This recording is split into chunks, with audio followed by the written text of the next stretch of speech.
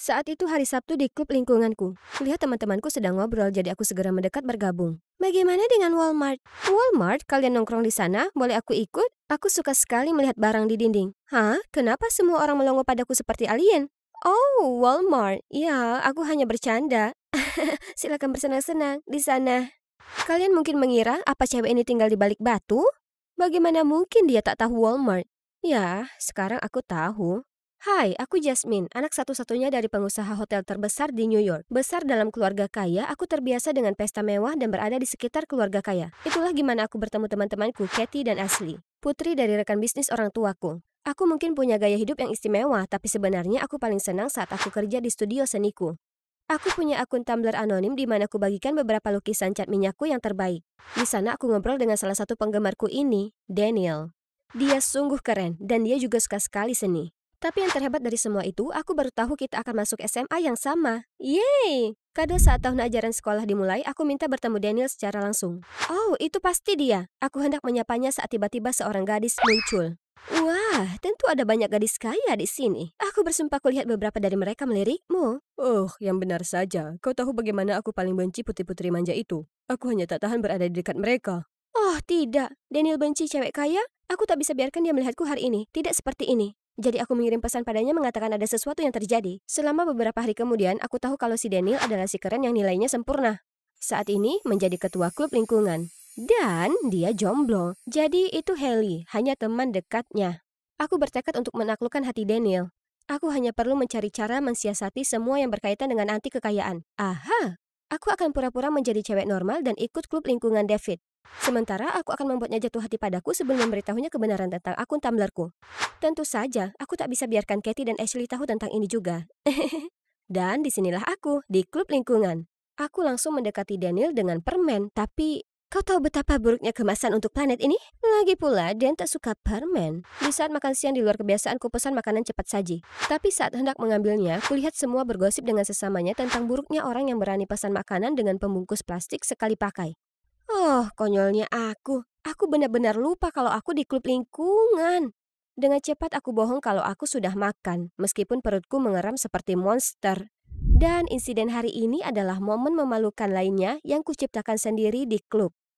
Oh, Walmart. Ya, aku hanya bercanda. Silakan bersenang-senang di sana. Belajar menjadi anak perempuan normal itu sulit, tapi berurusan dengan teman-temanku yang kaya bahkan lebih sulit lagi. Aku sangat sibuk di klub. Aku benar-benar lupa aku masih memakai tas daur ulang. Bukan punyaku. Di lain waktu aku hampir ketahuan saat berusaha menggalang dana dengan teman klub yang lainnya. Aku akhirnya sembunyi di kamar mandi selama 1 jam penuh. Tapi semua penderitaan ini sebanding karena aku bisa bergaul dengan Daniel. Daniel, aku punya ini untukmu. Oh, ini untukku? Kau memang pelukis yang hebat ya. Terima kasih. Oh ya, kenalkan Andy. Dia ada di grup desain poster halte bus ramah lingkungan dan kau akan bekerja dengannya mulai sekarang. Bukannya anak kaya sepertinya tak butuh naik bus. Andy, apa yang kau lakukan di sini? Aku bisa katakan hal yang sama denganmu. Ayahku baru menikahi ibu Daniel, jadi disinilah aku mendukung saudara tiriku yang baru. Oh, jadi Andy yang kutemui di pesta mewah dengan orang tua kami di masa lalu ada di lingkaran dalam Daniel. Ini berita yang luar biasa. Jadi kuceritakan padanya rencanaku untuk dapatkan Daniel. Jadi, ada kemungkinan kau membantu cewek ini? Tentu, aku selalu ingin Daniel punya pacar kok. Dia benar-benar perlu sedikit bersantai. Sejak saat itu, Andy mulai mengajariku tentang hidup biasa.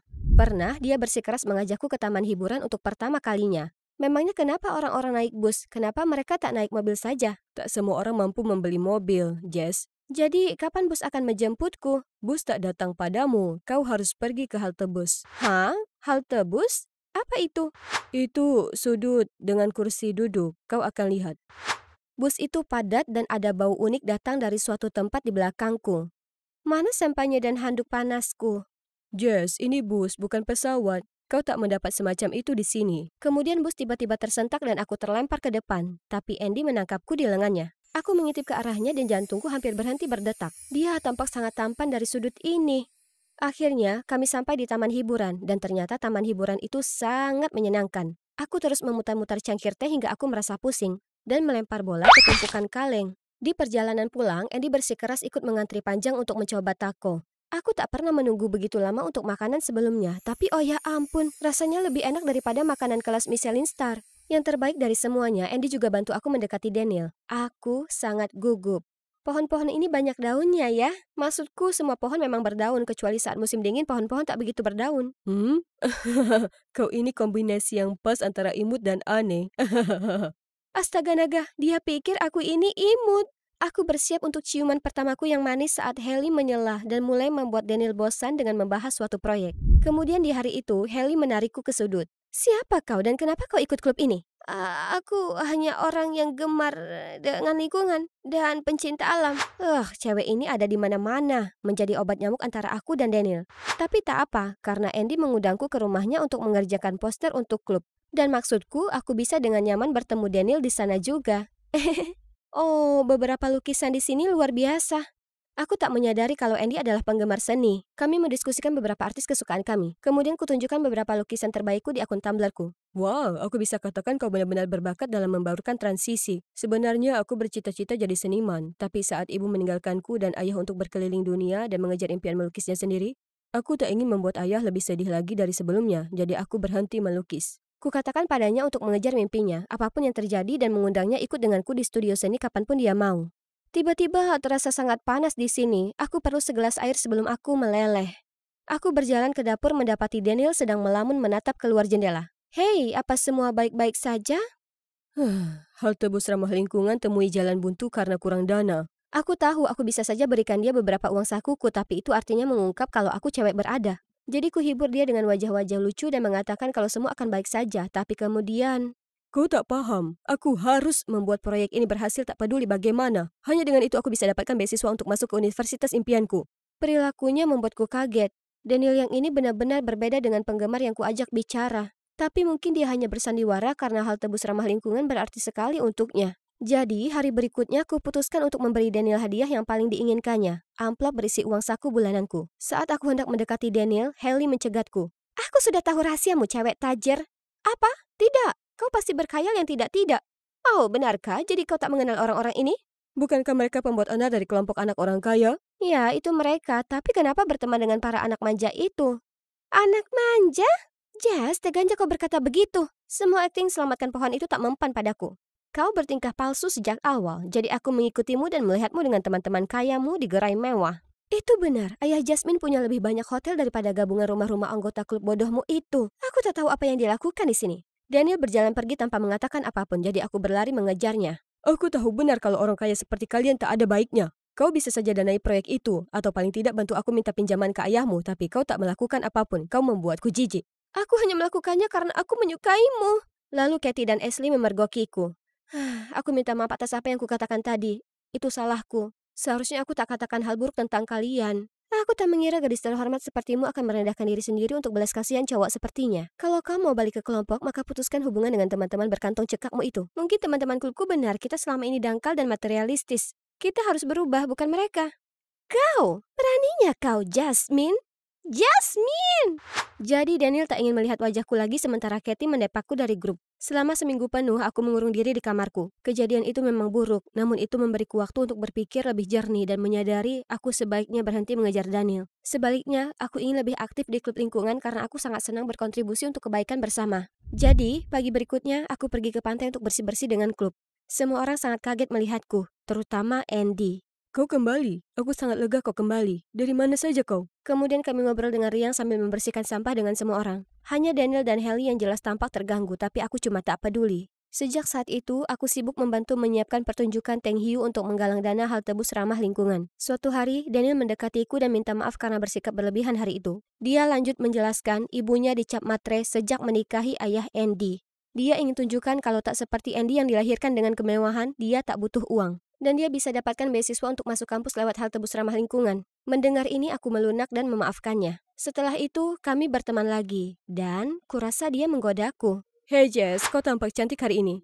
Kau punya mata yang cantik. Tapi entah kenapa setiap kali aku bersamanya, yang kupikirkan hanya Andy. Waktu berlalu, dan tibalah babak kualifikasi Teng Hiu. Seluruh klub dengan gugup menyaksikan Daniel mempresentasikan proyek tersebut. Dan coba tebak, proyek kami terpilih untuk babak final. Tepat saat itu, Daniel mengikutiku keluar. Jasmine, maukah kau menjadi pacarku? Aku sangat bingung sampai aku mengangguk tanpa pikir panjang. Tapi entah kenapa aku tak merasa senang sama sekali. Di kencan pertamaku dengan Daniel, kudapati pikiranku kembali membayangkan Andy.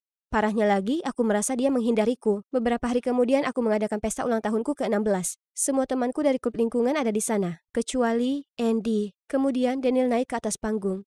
Hai semuanya, aku sudah menyiapkan lagu istimewa untuk pacarku Jasmine. Kau bilang kau menyesal, tapi sekarang sudah terlambat. Jadi simpan saja, menyingkirlah, diamlah. Karena jika kau pikir aku peduli padamu sekarang. Hei cewek, aku tak peduli. Berikutnya yang ku tahu semua terkesiap, lalu memandang kasihan. Jadi ini untukmu Jasmine, kau anak manja, kaya yang tak berguna. Selamat ulang tahun, kau keputuskan. Aku terpaku tapi berusaha menenangkan diri. Ya, aku kaya, tapi bukan manja dan tak berguna. Orang-orang itu lebih dari kelas sosial mereka, kau tahu?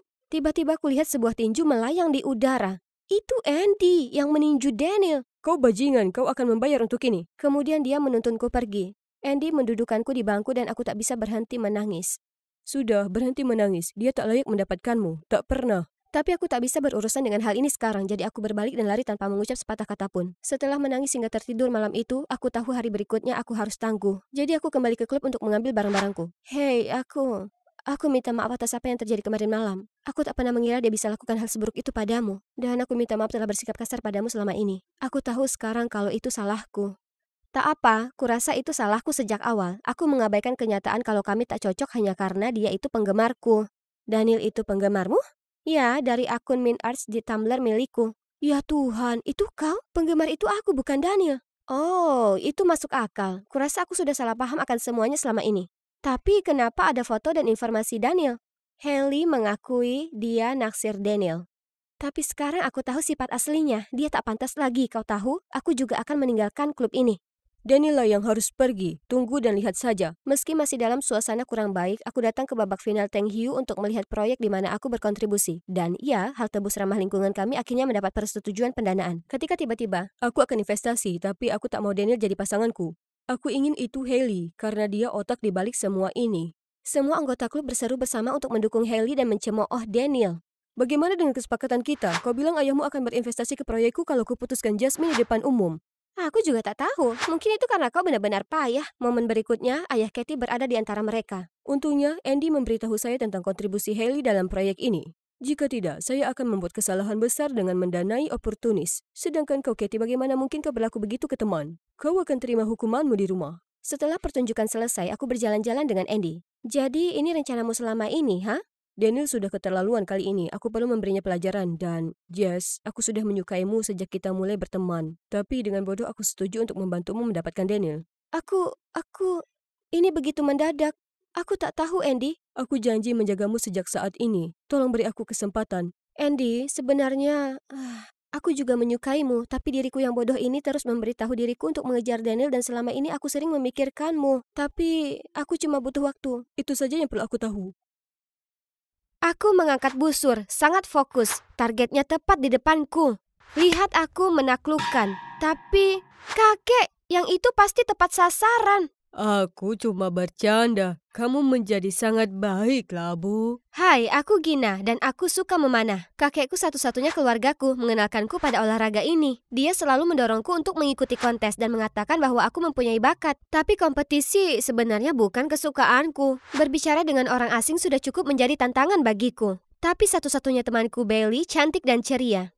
Kami sudah dekat sejak kecil hingga kami ke kota untuk sekolah SMA dan jadi teman sekamar. Kehidupan baruku menjanjikan kesenangan dan kegembiraan. Namun aku sering rindu kakekku dan sering menulis surat padanya. Kakek sayang, hidupku di sini luar biasa. Kamar asramanya bagus, bersih dan rapi dan setiap pagi, musik instrumental yang menenangkan dari speaker mengingatkanku pada saat-saat kita menikmati musik dan minum teh bersama di depan teras.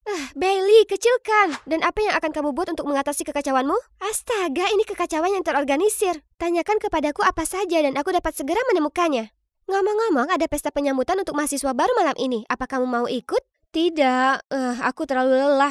Ayo Gina, ini akan menyenangkan. Kamu juga akan mendapat beberapa teman baru. Itu cuma... Oke, kalau begitu tetap di sini. Aku pergi. Entah bagaimana aku merasa sedikit hampa. Aku tidak pernah menyadari bahwa Bailey dan aku begitu berbeda sampai saat ini. Bailey suka bersosialisasi dan bisa mendapatkan teman baru dengan mudah. Dan aku introvert dan pendiam. Aku tidak bisa terus seperti ini. Aku datang ke kota untuk mencari pengalaman. Jadi, saat Bailey mengajakku pergi ke pameran sekolah, aku langsung menyetujuinya. Ketika hari itu tiba, ketika Bailey mengobrol dan cikikikan dengan siswa lain, Aku, tanpa sadar, menghilang ke latar belakang. Karena sepertinya Belly tidak menyadari ketidakhadiranku, aku memutuskan untuk melihat-lihat sendiri. Tiba-tiba sebuah teriakan mengagetkanku. Pencuri! Maling! Aku lihat seorang pencuri melarikan diri dengan membawa tas tangan seorang gadis. Tanpa pikir panjang, aku ambil satu set busur dan anak panah di dekatnya dan menembaknya. Saat itulah aku melihat anak panah lain terbang ke arah yang sama. Kedua anak panah itu mengenai si pencuri tepat di kepalanya dan menjatuhkannya ke tanah. Aku mencari pemanah lainnya dan melihat dewa Yunani Apollo yang juga menatapku. Kemudian dia pergi untuk menangani pencuri itu saat aku mengambil kesempatan untuk meninggalkan tempat kejadian secara diam-diam. Aku masih melamun tentang cowok itu ketika Belly masuk ke asrama kami bersama sekelompok teman. Aku segera mengubah diri menjadi burrito dan berpura-pura tidur. Tapi Belly tanpa ampun membukakanku dengan senyum lebar. Hey Ji, ada seseorang yang aku ingin kamu temui, Samantha, kepala klub panahan sekolah. Belly bilang kamu seorang pemanah yang hebat. Ya, mungkin. Ya, kami sedang mencari anggota baru. Kamu harus datang. Aku pasti akan mampir. Terima kasih. Sepulang sekolah keesokan harinya, aku mengunjungi klub panahan dan melihat wajah yang aku kenal. Itu cowok yang kemarin. Dia juga meniup anak panahnya seperti kakek. Lucu sekali. Ups, ketahuan. Apa aku sedang berhalusinasi atau dia berjalan ke arahku? Hai, kamu ada di pekan raya sekolah. Tembakanmu sangat fenomenal. Ngomong-ngomong, aku Chris. Aku Gina. Jadi, kamu baru di sini? Sebenarnya aku belum yakin bergabung atau tidak. Nah, bagaimana kalau demonstrasi kecil? Karena panik, aku mencoba menembak dengan tangan gemetar dan gagal total. Maaf. Tenang, kamu pasti bisa. Dia mencondongkan tubuh ke arahku dan jantungnya berdebar kencang. Aku menarik napas dalam-dalam, meniup pelan-pelan ke arah Fletching, dan kali ini aku mencapai sasaran. Lihat kan, tembakannya luar biasa. Kamu harus lebih percaya diri dan terbuka sehingga lebih banyak orang bisa mengenalmu. Jadi, Chris menjadi ekstrovert? Dia benar. Pasti menyenangkan berada di dekat gadis yang ramah dan percaya diri seperti Bailey. Dia baru di sini selama seminggu dan sudah mengetahui separuh isi sekolah. Dan semua orang menyukainya. Jadi pada hari itu juga, setelah bergumul dengan diri sendiri, aku memutuskan untuk meminta bantuan Bailey. Membantu? Dengan apa? Bantu aku jadi sepertimu, seorang ekstrovert. Kamu baik-baik saja apa adanya, kenapa harus berubah? Saat itu Samantha datang menjemputnya untuk pergi ke pesta ulang tahun. Mau bergabung dengan kami? Kamu lebih suka tinggal di sini dan membaca, kan? Kamu kenal aku. Lalu Bailey pergi begitu saja. Baiklah, jika dia tidak mau membantu, akan kulakukan sendiri. Saatnya keluar dari kepompongku. Jadi aku menghabiskan beberapa jam berikutnya untuk merombak diriku. Lumayan kan? Ketika aku tiba di pesta, semua orang melongo ke arahku.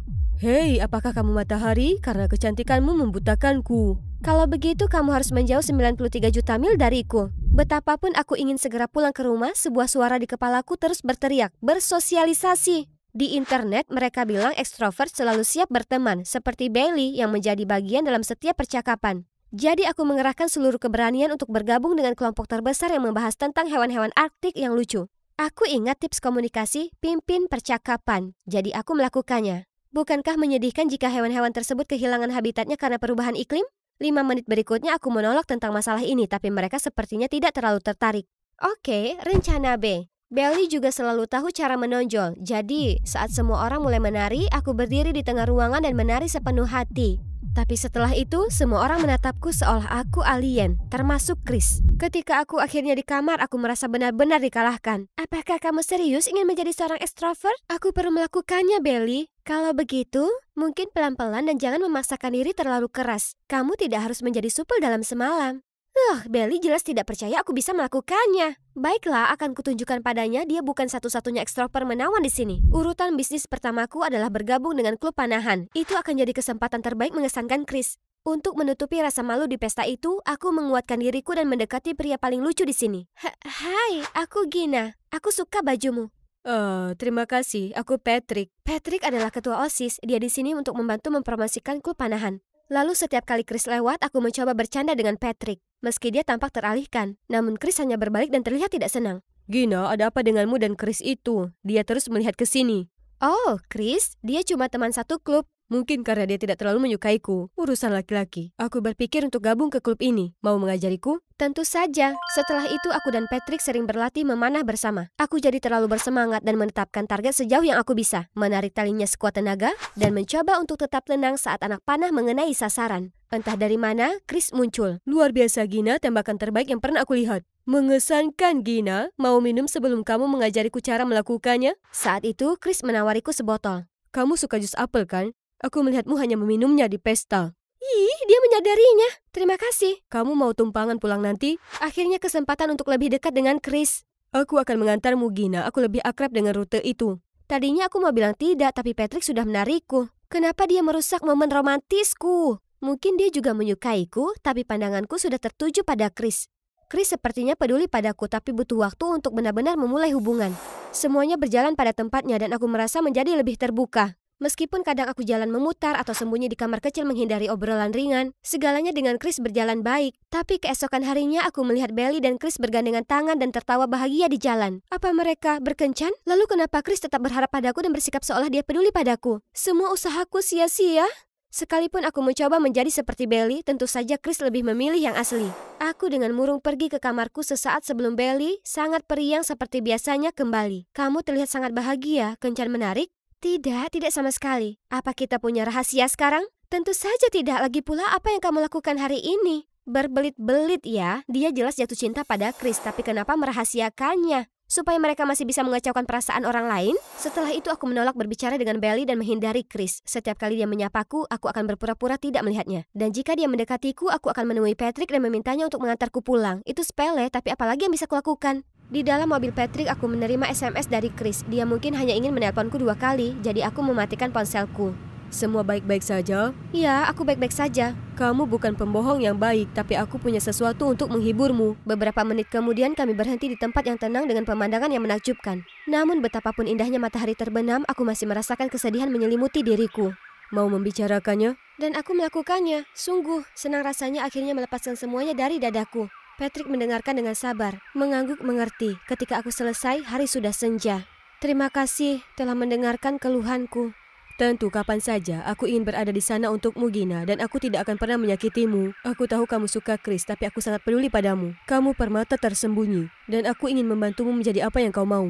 Aku terkejut. Pada saat itu, Patrick menjadi lebih menarik daripada yang pernah aku bayangkan. Mungkin aku harus bersama orang seperti dia, dan melupakan orang-orang beracun itu. Jadi, aku setuju untuk pacaran dengannya. Keesokan harinya, Patrick sudah mengumumkannya kepada publik. Lihat, itulah yang akan dilakukan pria baik. Dia membawaku ke spa, memasak untukku, dan selalu bersikap manis. Aku belum pernah merasa seperti ini pada siapapun, dan rasanya seperti cinta. Namun, tidak selalu menyenangkan menjadi pacar Patrick.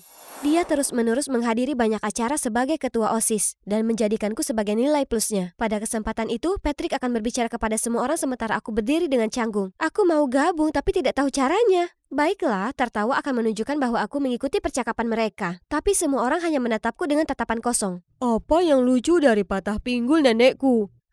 Astaga, aku ingin segera menggali lubang untuk diriku sendiri. Setelah itu Patrick memintaku menggunakan keterampilan memanahku untuk pengambilan gambar komersial penggalangan dana. Gambar-gambar itu menjadi viral dan aku menjadi populer. Orang-orang ingin berteman denganku kemanapun aku pergi dan itu melelahkan. Ketika aku beritahu Patrick, dia bilang, "Itu bagus, kamu akan jadi wajah dari galang dana ini yang akan membantu banyak orang, seperti Katniss Everdeen dan First Rebellion. Aku sangat bangga memilikimu sebagai pacarku. Ayo kita teruskan ini, oke?" Sesuatu tentang hal itu tidak cocok bagiku, tapi bukankah ini kehidupan yang selalu kuimpikan? Aku terlalu sibuk dengan rencana Patrick, jadi aku tidak punya waktu untuk diriku sendiri. Aku bahkan lupa menulis surat kepada kakek, dan sudah lama sekali sejak terakhir aku pergi ke Kulpanahan. Belly mencoba mengejarku, tapi aku tetap mengabaikannya. Jarak kami semakin jauh meskipun kami berbagi kamar. Pertunjukan hari ini tiba-tiba dibatalkan, jadi aku memanfaatkan kesempatan ini untuk mampir ke Kulpanahan. Aku jadi lebih nyaman dan terbebas dengan setiap anak panah yang aku tembakkan. Aku akhirnya merasa menjadi diriku sendiri lagi. Ketika aku selesai, aku melihat Chris menatapku. Aku langsung bingung dan mencoba pergi, tapi Chris mengikutiku. Gina, aku bahkan tidak mengenalimu lagi. Ini seperti kamu mencoba menjadi seseorang yang bukan dirimu. Apa kamu benar-benar bahagia? Kaulah yang palsu. Kamu menyukai cewek supel, kan? Jika aku berhenti mencoba, aku akan menjadi tidak terlihat lagi. Kamu hanya tidak menyukai Patrick dan kamu merasa terganggu karena dia adalah pacarku. Kamu benar, aku tidak menyukainya, tapi itu tidak ada hubungannya dengan ini. Karena tidak ingin mendengar kebohongannya lagi, aku langsung pergi. Tapi, meski aku tidak ingin mempercayai Chris, kata-katanya membuatku berpikir. Aku menemukan Bailey menungguku di kamar asrama kami. Dia tampak agak malu-malu. Bagaimana kabarmu dan Patrick? Semuanya baik-baik saja? Tentu saja, kamu punya masalah dengan kami.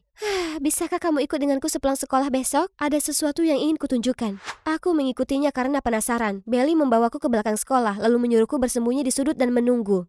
Lalu aku melihat Patrick, dia memeluk Bailey yang segera mendorongnya menjauh. Ayolah, aku tahu kamu punya sesuatu untukku, Belly. Kenapa tidak tinggalkan aku sendiri? Kamu benar-benar sudah punya pacar.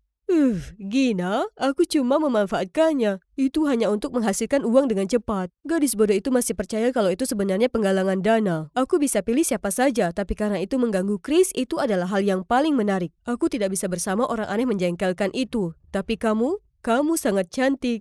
Aku tidak tahan lagi dan berlari ke arah Patrick dan menamparnya tepat di wajah sombongnya. Kamu adalah orang brengsek terbesar yang pernah kutemui. Kamu adalah pecundang terbesar yang pernah kutemui. Daya tarikmu seperti handuk. Melihatmu mempermalukan diri di depan semua temanku sungguh sangat menyedihkan. Tidak heran mereka menertawakanmu di belakangmu. Aku berlari sambil menangis saat Bailey memarahinya. Dia menyusulku tak lama kemudian. Aku minta maaf kamu jadi tahu dengan cara ini. Baru-baru ini Patrick mulai menggodaku. Aku tidak bisa pergi tanpa menunjukkan kepadamu sifatnya. Kamu bisa bilang begitu karena semua orang mencintaimu. Bahkan Chris pun memilihmu. Dan aku pikir aku punya kesempatan bersamanya. Ini sangat tidak adil. Orang tidak akan pernah melakukan introvert sepertiku seperti mereka memperlakukanmu. Tunggu, kamu menyukai Chris? Karena tidak punya tenaga lagi untuk marah, aku terjatuh sambil terisak-isak. Dengar, aku minta maaf karena menolak membantumu menjadi seorang ekstrovert. Alasannya, kamu sudah luar biasa, Gina. Sejak kita masih kecil, aku selalu mengagumimu. Kamu cerdas, sabar, dan tekun. Apa? Apakah kamu percaya padaku jika aku bilang aku ingin menjadi lebih sepertimu? Namun aku sadar bahwa introvert dan ekstrovert memiliki kelebihan masing-masing. Dan kita buat yang terbaik jika jadi diri sendiri. Itu sebabnya aku diriku sendiri. Dan kamu seharusnya menjadi dirimu sendiri. Aku menahan air mataku sebaik mungkin dan memeluk Bailey erat-erat. Aku minta maaf karena salah paham denganmu. Terima kasih telah memberitahuku. Aku kembali ke kamarku dan melihat surat dari kakek. Dia bertanya kabarku dan kenapa aku berhenti menulis surat padanya. Dia tahu hidup di lingkungan baru akan sulit, tapi selama aku memahami nilai diriku, aku bisa mengatasi segalanya. Dia menyelesaikan suratnya dengan mengatakan dia akan selalu mencintaiku tanpa syarat. Air mata menggenang di mataku. Tak lama setelah itu, Bailey kembali dengan semangat. Aku punya kejutan untukmu. Ketika kami sampai di luar, Chris sudah menunggu. Aku sangat malu dan bingung melihatnya. Gina, sejak kita bertemu di pameran, aku tidak berhenti memikirkanmu. Aku terkesan dengan keterampilan memanahmu, tapi sebelumnya aku terpesona oleh kecerdasan, kebaikan, bahkan sifat pemalumu. Bukankah kamu berkencan dengan Bailey? Apa? Chris adalah sepupuku. Dia membicarakanmu sepanjang waktu. Aku akan menjodohkan kalian, tapi kamu sudah bersama orang lain. Aku tidak bisa mempercayai telingaku dan hatiku menjadi liar. Saat itu, Bailey menerima pesan genit lagi dari Patrick. Apa yang harus aku lakukan dengan hal kotor ini? Baiklah. Bisa kalian percaya, Bailey membawanya ke sini dengan mata tertutup untuk mendapatkan kejutan. Oke, siap untuk hadiahku? Patrick pasti terkejut melihatku membidik tepat ke arahnya. Sebaiknya kamu terangkan kecuranganmu. Itu tidak curang, kamu bahkan bukan pacarku. Kalah.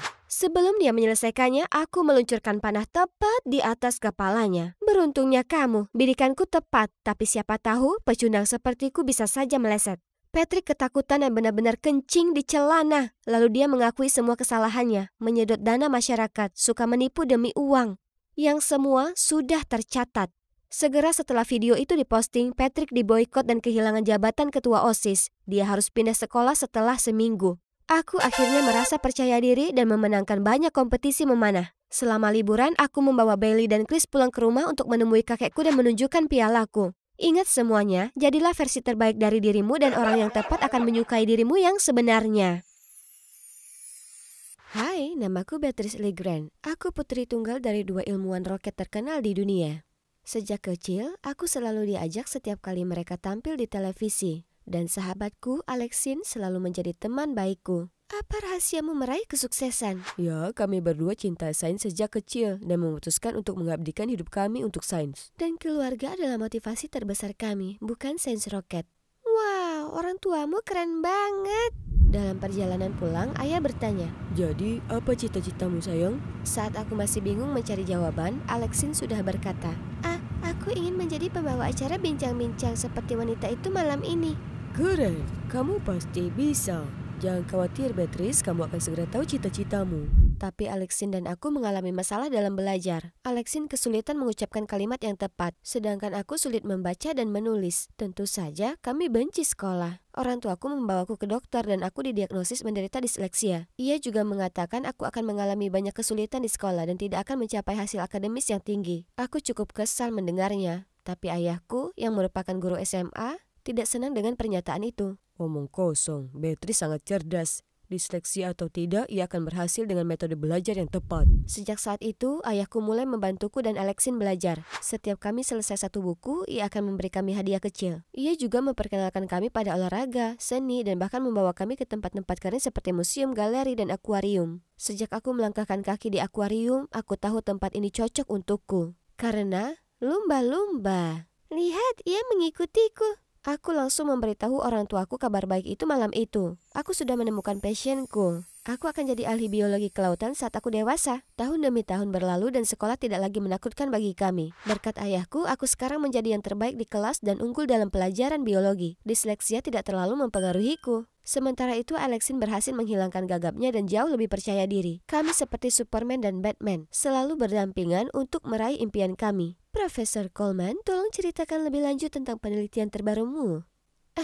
Ini adalah karya hidupku yang telah dikembangkan selama 1 dekade terakhir. Kami berdua diterima di SMA Elit yang akan menjadi batu loncatan yang bagus untuk masa depan kami. Namun tidak seperti di SMP di mana aku bisa belajar dengan kecepatanku sendiri. Aku harus berusaha keras untuk mendapatkan nilai yang bagus karena kurikulum di sini sangat ketat. Sayangnya, disleksia kambuh karena stres, membuat segalanya semakin sulit bagiku. Di kelas, aku harus mencari kamu setiap 5 menit, yang membuat proses belajarku melambat. Suatu kali aku tinggal di kelas selama istirahat untuk mengkoreksi semua kata-kata yang aku campur aduk dalam esaiku. Itu membuatku disebut sikutu buku. Sebaliknya, Alexin yang cantik dan ekstrovert telah menjadi wajah dewan siswa. Dan dia masih berusaha membantuku. Benar, ini hanya kemunduran kecil. Namun itu belum semuanya. Kemarin, guru kimiaku memintaku untuk membaca peraturan keselamatan laboratorium. Jangan mencicipi atau mengendus. Kalian harus menyebarkan mantra. Apa? Maksudku, bau. Maaf. Kita di kelas kimia, bukan ramuan 101 Profesor Snape. Begitulah Snape menjadi nama panggilanku. Semua karena si Francois itu. Semua orang menyukai kejahilannya dan dia lolos dari semua hukuman karena dia bintang lari yang sedang naik daun. Tapi sebenarnya dia penjahat dalam ceritaku. Akhir-akhir ini Alexin dan aku hanya punya sedikit waktu untuk mengobrol. Nongkrong dengan Francois. Mereka bertemu ketika Alexin mewawancarainya untuk koran sekolah. Lebih buruk lagi, dia sering membelanya, mengatakan aku akan menyukainya kalau aku juga mengenalnya. Tidak, terima kasih. Selain itu, tampaknya Alexin meraih prestasi untuk mimpinya. Sementara itu, aku hampir tidak bisa belajar dan bergaul dengan teman-teman sekelasku. Kemudian tibalah saatnya ketika setiap siswa yang ingin memulai kuliah di universitas bergengsi perlu ketemu konselor perguruan tinggi, Bu Dupont. Dia bilang nilaiku cukup bagus, tapi aku juga memerlukan pernyataan pribadi yang bagus. Tujuannya untuk menangkap esensi diriku dan menunjukkan aku siap berkomitmen pada masa depanku. Cukup sederhana, bukan? Tapi ketika harus benar-benar menulis, kenapa hal itu begitu sulit? Apakah aku meragukan rencanaku sendiri? Apa benar aku bisa jadi ahli biologi kelautan? Saat makan malam ku coba sampaikan ini ke orang tuaku. Tapi tampaknya mereka sudah mengira aku mahasiswa biologi kelautan. Kurasa tidak ada jalan kembali. Aku memanggil Alexin ke akuarium untuk membantuku menjernihkan pikiran. Dia terlambat, jadi aku pergi menemui teman-teman lumba-lumbaku. Mereka benar-benar menenangkanku. Tiba-tiba suara melengking menyadarkanku. Kamu disleksia karena kamu bisa bicara bahasa lumba-lumba? Haruskah kami carikan buku tentang lumba-lumba? Aku berbalik untuk melihat Alexin dan rombongan teman-teman barunya dan si badut. Mereka mulai cekikikan. Tidak ada kata dalam bahasa Inggris yang bisa menggambarkan betapa marah dan terhinanya diriku. Apa kamu perlu bawa mereka ke sini untuk mempermalukanku? Aku menjauh, tapi secara tidak sengaja menuju ke sebuah terowongan kaca. Rasanya seperti aku benar-benar tenggelam di dalam air.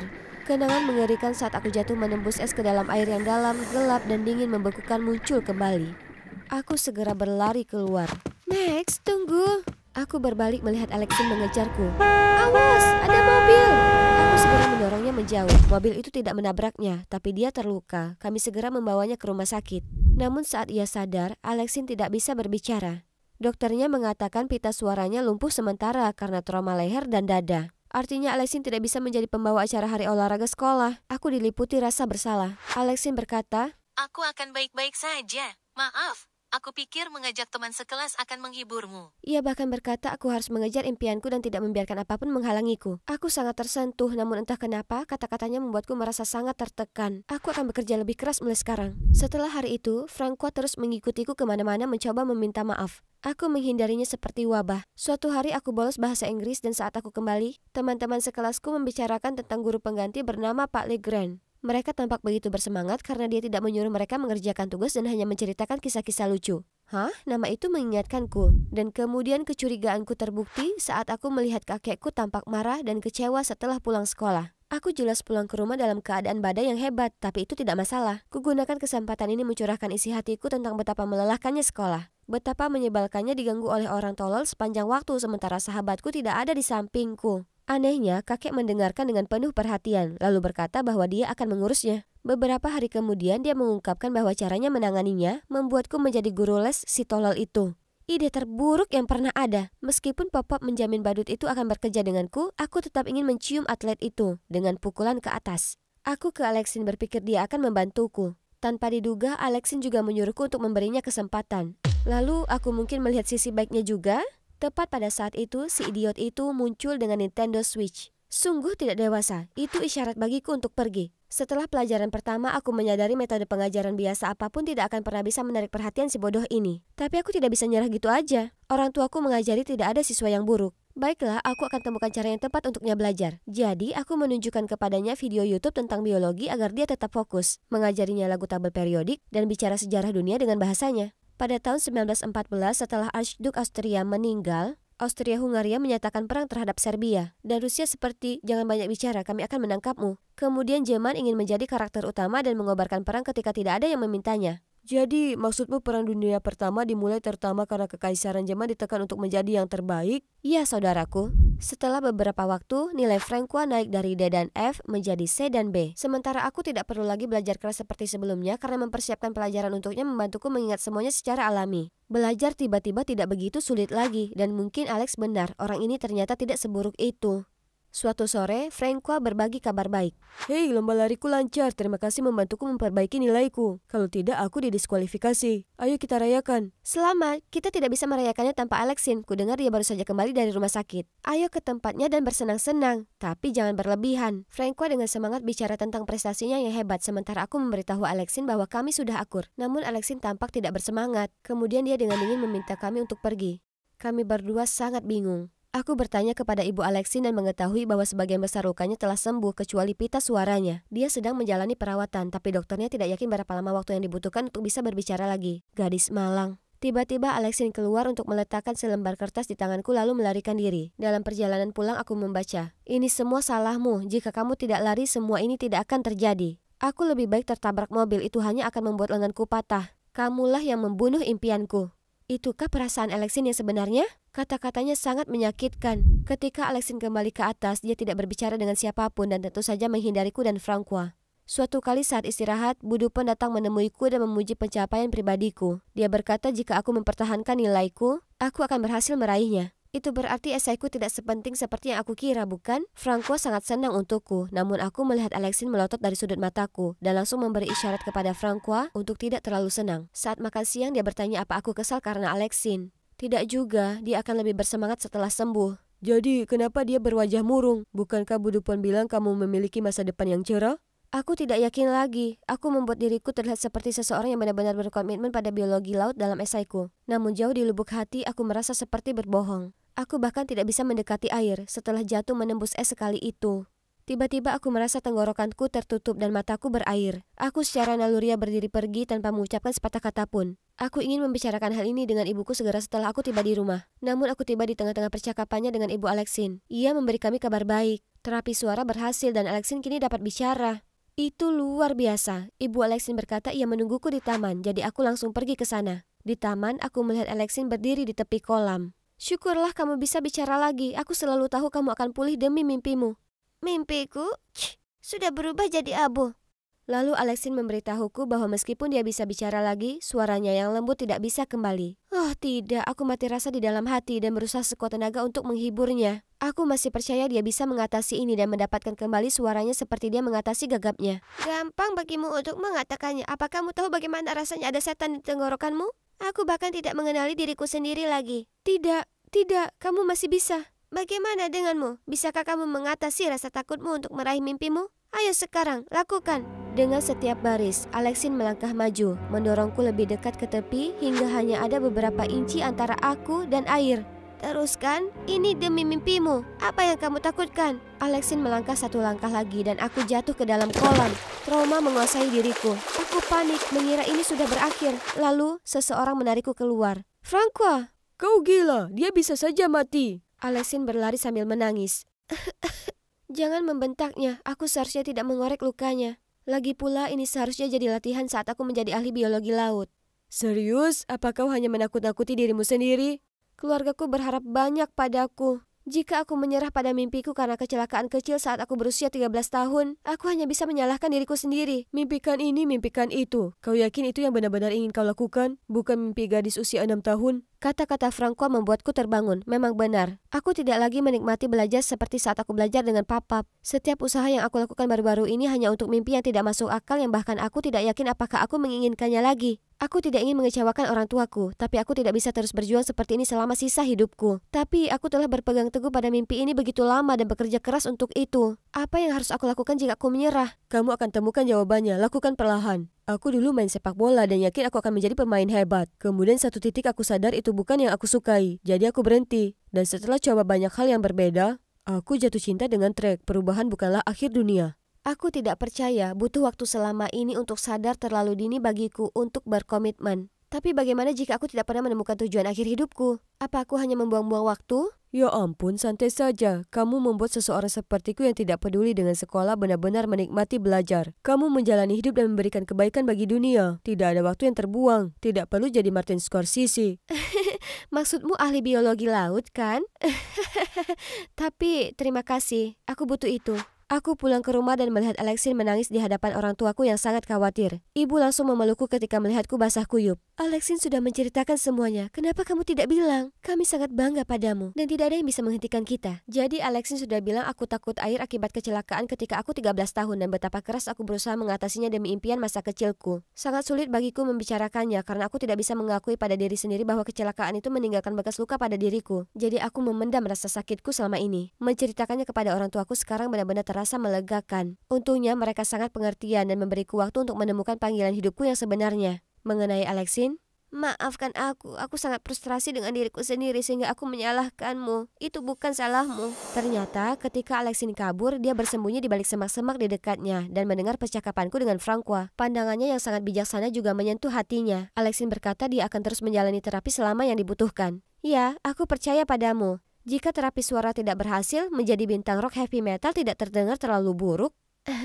Wah, benarkah? Kupikir Francois hanya berbicara sebentar di sana. Setelah itu semuanya berjalan seperti biasa, tetapi tekanan pada aku berkurang. Aku benar-benar mendapat teman baru tahun ini dan semakin dekat dengan sahabatku. Suara Alexin membaik dan dia juga bersenang-senang menjelajahi jalan lain selain menjadi pembawa acara bincang-bincang. Musim panas tiba dalam sekejap mata dan aku menjadi sukarelawan di sekolah untuk siswa dengan kesulitan belajar. Aku ingin membantu orang disleksia sepertiku belajar sebaik kemampuan mereka. Sama seperti orang tuaku membantuku. Kedengarannya seperti awal yang baik untuk perjalanan menemukan jati diriku. Bisa jadi pekerjaan impianku, jika tidak akan terus kucari.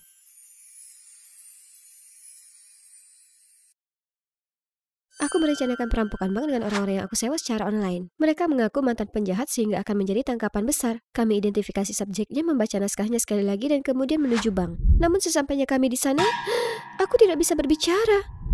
Hai, namaku Jolie. Ingin tahu kok bisa aku merampok bank? Ayo, kubawa kau ke perjalanan liar. Aku berasal dari keluarga bahagia dengan ibu dan ayah yang selalu menghujaniku dengan cinta tanpa syarat. Faktanya, mereka sangat sempurna. Aku rasa mereka tidak pernah berdebat tentang apapun. Semasa kecil aku diajarkan untuk menjadi orang baik dan mengutamakan sekolah untuk karir masa depan. Aku melakukan hal itu dan mereka sangat bangga. Namun, suatu hari aku pulang dan mendapat kabar mengejutkan. Ayah dan ibu akan bercerai. Tapi, kenapa? Sayang, ini yang terbaik untuk kita berdua. Ternyata kita tidak begitu cocok. Tidak cocok? Apa kamu baru mengetahuinya dalam semalam? Sayang, aku tahu ini sulit, tapi kita akan baik-baik saja. Aku janji. Tidak, kita tidak. Kita adalah keluarga yang hancur dan kalian bersikap seolah-olah itu bukan apa-apa. Apakah kalian peduli sedikit saja? Beberapa hari kemudian aku masih tidak bisa melupakannya. Sampai aku melewati restoran ini dan melihat sosok yang aku kenal. Apa itu? Ayah? Bergandengan tangan dengan wanita asing? Sungguh aneh. Ayah selingkuh dari ibu? Aku segera berlari pulang untuk memberitahu ibu. Tapi sesampainya di sana aku tidak tega mengungkapkannya padanya. Bu, kamu baik-baik saja? Hanya saja perceraian itu berat bagiku. Aku menghormati keputusan ayahmu, tapi ini sangat sulit bagiku. Kamu satu-satunya keluarga yang aku punya sekarang, Jolie. Tidak, dia salah. Aku tidak akan membiarkan dia menjadi mantan istri ayah yang bersedih. Aku akan mengembalikannya padanya. Begitu dia melihat bagaimana putri kesayangannya terkena dampak perceraian ini. Jadi, keesokan harinya, aku pergi ke taman dan memetik bunga di depan umum. Ya, tidak juga. Tapi itu buruk kan? Lalu aku menyeberang jalan ketika ada tanda berhenti. Tapi polisi itu bahkan tidak peduli. Halo, aku melanggar hukum di sini. Baiklah kalau begitu, restoran Tuan Whitman kita pergi. Aku tidak memesan apapun tetapi hanya menggambar seluruh dindingnya dengan kapur. Nah, kalian tidak ingin hal itu bertahan selamanya bukan? Tapi Tuan Whitman muncul dan mengucapkan terima kasih kepadaku. Karena aku memberinya ide terbaik untuk menghibur anak-anak saat makan di restorannya. Karena frustrasi aku membaca seluruh buku di toko buku tanpa membayar. Buang sampah sembarangan bahkan menendang tong sampah. Tapi sepertinya tak seorang pun mengakui perbuatan burukku. Jadi aku menonton beberapa film kriminal secara berlebihan untuk mengaktifkan kejahatanku. Aha, perampokan. Itu sebabnya aku mempekerjakan idiot ini. Gold Beach Bank and Trust. Bukan Gold Beach toko topi, bodoh. Maaf, salahku. Kami tetap melanjutkan perampokan dan berhasil mencuri banyak topi dan aku memastikan untuk secara tidak sengaja menjatuhkan dompetku dengan ID-ku di dalamnya. Keesokan harinya aku pulang sekolah dan melihat pemilik toko mengamuk pada ayah, menuduhnya melakukan pola asuh yang buruk. Tapi anehnya ayah tetap tenang dan hanya membayar semua topi yang kucuri. Apa? Bersiaplah, kamu dan aku akan makan malam di luar malam ini. Ada seseorang yang aku ingin kamu temui. Biar ku tebak, itu adalah cewek sampingan yang kulihat kemarin. Jolie, ini... Aurora, aku teman ayahmu. Aurora, kita harus memberitahunya. Oh, jangan. Aku sudah tahu. Kalian berdua berselingkuh, kan? Jolie, jaga kata-katamu. Kenapa? Karena itu kebenarannya? Ayah hendak mengatakan sesuatu tapi Aurora menghentikannya. Aku tidak percaya kamu melakukan ini pada ibu.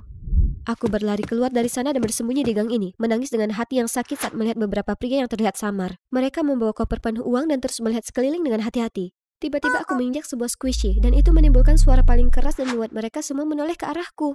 Aku segera lari sebelum mereka melihatku dan menabrak seseorang. Siapa itu? Tunjukkan dirimu. Pria itu langsung memahami situasinya dan menyembunyikanku. Hanya seekor kucing, Lalo. Setelah geng itu pergi, aku melangkah keluar untuk berterima kasih padanya dan kekasihku yang sungguh pujaan hati. Tadinya aku akan menawarkan untuk membayarnya kembali, tetapi dia mengabaikannya dan pergi. Sangat keren. Kemudian aku sampai di rumah dan melihat ibu berkemas. Katanya dia akan segera pindah. Dan ayah bahkan tidak menghentikannya. Tiba-tiba aku menyadari sesuatu, gambar ibu dan Aurora. Bu, kamu kenal wanita ini?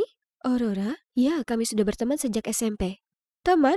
Dia bukan temanmu. Dia dan ayah berselingkuh di belakangmu. Ini sudah berakhir, kan?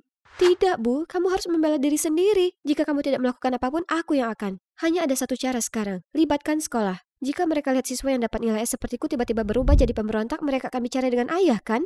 Tapi tentu saja aku perlu memastikan perbuatan burukku kali ini sah. Tiba-tiba aku melihat semua orang berdengung. OMG, apa kamu dengar? Kami mendapat murid pindahan baru dan dia mempunyai sifat anak nakal. Beritahu aku tentang itu. Dia menjadi topik terpanas sejak dia tiba di sini. Ya Tuhan, dia datang ke sini. Aku berbalik dan rahangku terjatuh. Itu adalah pria yang kutemui kemarin. Tiba-tiba langsung menuju ke arahku. Ini dia. Kamu mencariku? Tidak, tapi aku hanya bosan dengan orang-orang di sekitarku. Ayo pergi dari sini. Jadi siswa pindahan ya? Apa yang terjadi dengan rambutmu? Kupikir aku mengubahnya sedikit loh. Lebih cocok untuk sekolah. Tunggu, bukankah kamu seperti anak nakal? Kenapa kamu mengikuti aturan? Aku mendapat sedikit reputasi, tapi aku siap mengubah caraku. Tidak, orang baik finish terakhir. Apa kamu tidak dengar? Itu sebabnya aku mencoba berubah juga untuk sedikit membumbuinya. Jadi, tolong ajari aku untuk menjadi anak nakal. Jika kamu sangat menginginkannya, tentu saja. Yeay, terima kasih pria cantik. Oh, badanmu bagus juga. Tyler dan aku memulai rencana pemberontakanku yang baru. Oke, tunjukkan yang kamu punya. Aku langsung mendatangi sekelompok kutu buku, membanting tanganku ke atas meja, mengambil burger seorang cowok dan mulai melahapnya. Ini kentang gorengnya. Apakah orang tuamu membuatmu kelaparan? Tidak. Aku segera berdiri dan pergi, dan melihat Tyler yang sedang menertawakanku dengan histeris. Itukah gagasanmu untuk bersikap jahat? Aku tahu aku tidak berbakat, itu sebabnya aku mau kamu mengajariku. Tyler kemudian mengajariku beberapa lelucon, dan itu sadis. Kami menutup pintu dengan 20 kunci yang berbeda dan menikmati melihat guru berjuang untuk membuka semuanya. Menyalakan layar untuk menampilkan banyak kunci selama kelas. Kemudian memutar suara bel berbunyi setiap 15 menit membingungkan semua orang. Yang paling menarik adalah mendapatkan banyak popok dewasa dikirimkan ke kepala sekolah tercinta. COD. Ketika kepala sekolah bertanya siapa, aku dengan bangga menerima tindakan tersebut. Apa kamu mau menjelaskan dirimu sendiri? Kepala sekolah, aku mungkin terlihat nakal saat ini, tetapi itu karena orang tuaku akan bercerai. Aku tidak bisa makan, tidak bisa tidur, pikiranku kacau, aku... Baiklah, aku mengerti. Yesus, aku bahkan berbicara dengan orang tuamu. Kamu bisa pergi sekarang. Ayah tersayang, mari kita lihat bagaimana kamu menangani ini. Saat aku keluar, Tyler sudah menungguku. Dia mengantarku pergi, lalu berhenti di danau yang indah ini. Kamu tidak memberontak karena kamu bosan, kan? Aku menghela nafas, lalu mulai menuangkan keluar semua yang selama ini memendam dalam diriku. Sepertinya milik keluarga Norma adalah sebuah kemewahan bagi kita berdua. Apa maksudmu? Aku sebenarnya dibesarkan di panti asuhan, tapi aku tidak senang di sana jadi aku kabur. Aku berakhir di jalanan dan menyebabkan masalah. Untung saja ayah angkatku memperhatikan dan mengadopsiku. Aku sangat berterima kasih sampai hari ini, jadi aku selalu berusaha membantunya dalam bisnis ini. Ayahmu punya bisnis? Apa yang dia lakukan? Tyler tidak menjawabku. Ketika kami kembali, Aurora sudah ada di sana menungguku. Apa yang kamu lakukan di sini? Ayahmu melakukan perjalanan bisnis dan memintaku datang untuk menjagamu selama beberapa hari. Tidak, terima kasih. Aku bisa menjaga diriku sendiri. Dan siapa pemuda ini? Apa kita pernah bertemu sebelumnya? Bisakah kamu berhenti mencampuri urusanku? Tidak percaya ayah masih melanjutkan perceraiannya setelah pertemuan dengan kepala sekolah. Dan aku terjebak dengan wanita menyebalkan ini. Hanya tidak membiarkanku meninggalkan rumah dan bahkan memerintahkanku untuk memberlakukan jam malam dari senja hingga fajar. Kamu tidak akan melihat orang itu. Dia bermasalah. Tolonglah, kamu bukan ibuku. Jadi aku terus bertemu dengan Tyler. Tapi anehnya, setiap kali aku mengajak jalan-jalan di rumahnya, dia selalu terlihat ragu-ragu.